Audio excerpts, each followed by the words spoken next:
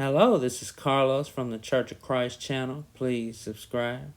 Today we're going to be talking about part 2 of Hurt by the Church. And I'm about to play some clips, and I want y'all to pay attention to what's being said, and we'll come back and we'll talk about it.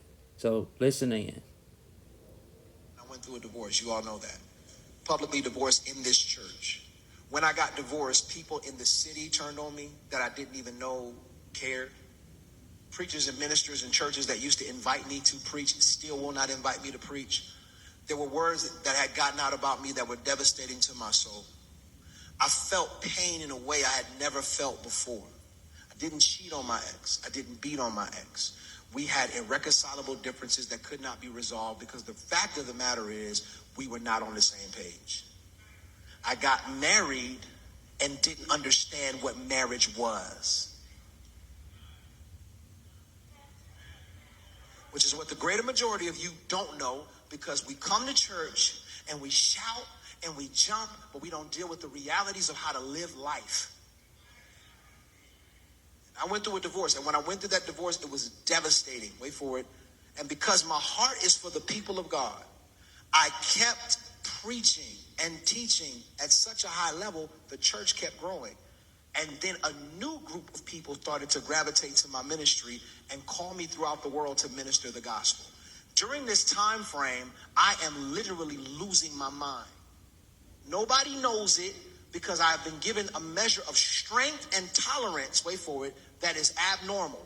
Based on the fact that I have strong parents, I've been taught strong faith. And church is supposed to be, well, in the eyes of, society, it's supposed to be a place that is happy, a place where people go to get help. It's a place of refuge.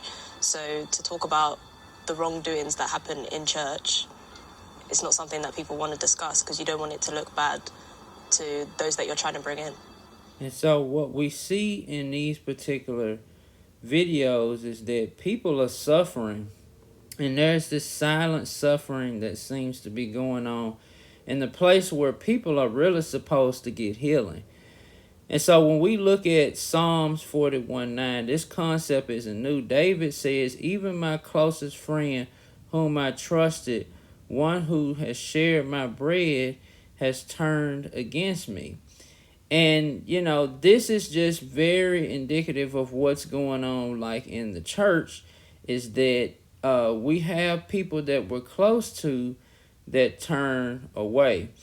Paul says in 2 Corinthians 11:26, I've been constantly on the move. I've been in danger from rivers, in danger from bandits, in danger from my fellow Jews, in danger from the Gentiles, in danger in the city, in danger in the country, in danger at sea, and in danger from false believers. And some versions say false brethren.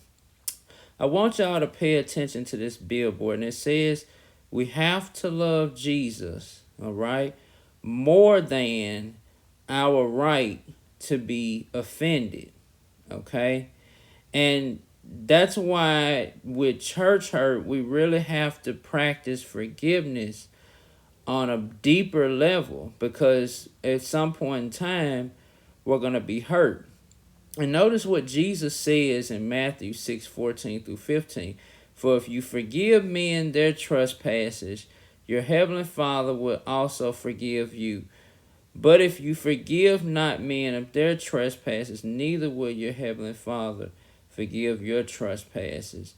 And so we have to keep that in mind, that any church hurt that we go through as Christians, it is our opportunity to forgive, just as Jesus described and commanded that we forgive.